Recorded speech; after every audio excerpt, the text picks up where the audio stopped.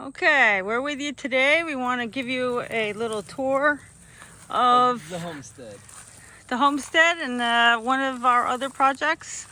This is, why don't you go on in front of it so they can see it's a 20-footer, 28 feet, right? 28 feet. It's an old office trailer we picked up for next to nothing. It has a side door, it has a rear roll-up door. And we'll let Joey tell you what he's going to do with his... This will be the Joey's Man Cave, where I can do...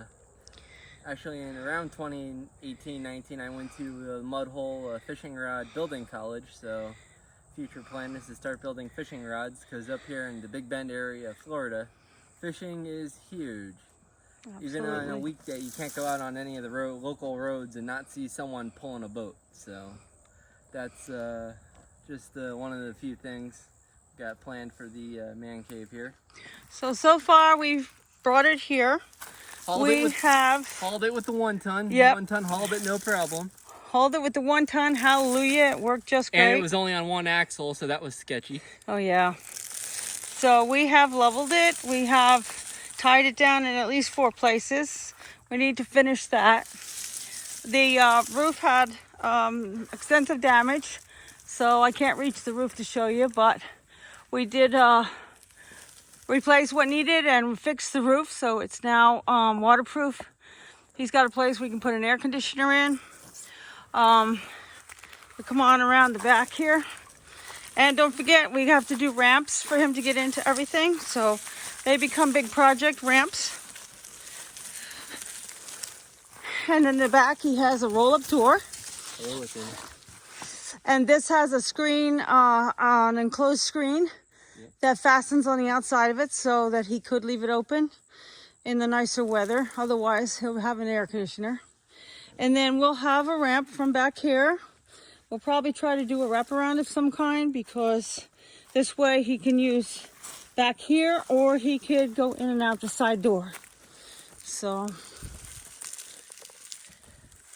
And in the background there, you can see a smile face on our side of our shed. We call that the smile face side. For obvious reasons. It's just a little lean-to that came off the main shed. So, but there's a lot of the homestead that we absolutely love, and the fact that we have 2 acres and a lot of room is great. So right behind the man cave, we have the gardening stage area, where we have a lot of plants already growing. What do we have mostly? We have mulberry. Here. We have, I believe these are the mulberry. Yep, that's the mulberries. Dwarf mulberry, I think they're called. Yep, but they're not so dwarf because at the old house, I don't remember if I put a video up of that or not, but they're literally growing above the roof. So yeah, why they're called dwarf, I don't know. Maybe we're just good at what we do. And then there's cassava. Cassava that cassava that actually came from my grandfather. He literally cut one stick off of his tree and he said stick it in the ground. But Dad, with his know-how, we used our concoction of soil and whatnot, and now we have, these are not part of the original trees, but they're descendants of the original trees. So these are all, and then right there we have turmeric started. Yep. So that will bloom out and grow. Turmeric, however you want to say it. Yeah. There's multiple ways of saying it. Pineapples. Some of them I've gotten pineapples off of, so I probably can't plant them again, but just buy pineapples and stick the things in the ground and they grow. It's great. So, and then somewhere around here we should have, did we do moringa? No. Okay, so this is a small moringa tree. Most nutritious plant in the world. You can eat everything that grows on it. The roots are like a horseradish. The leaves you can put in salads, whatever. And then it gets a seed pod on it you can eat the seed pod as a vegetable. It's great. It's delicious. I found some great recipes. Yeah, and then the seeds, if you let it go all the way to seed, they become very hard, and you can replant the seeds.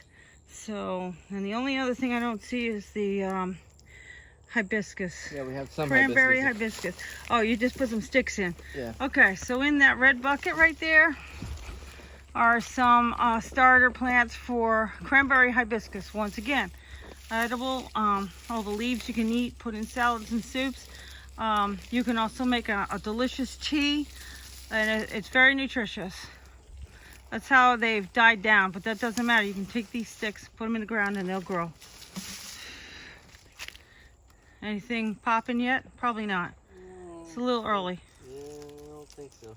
Okay, so that's the garden staging area, and part of, again, many projects, many projects here.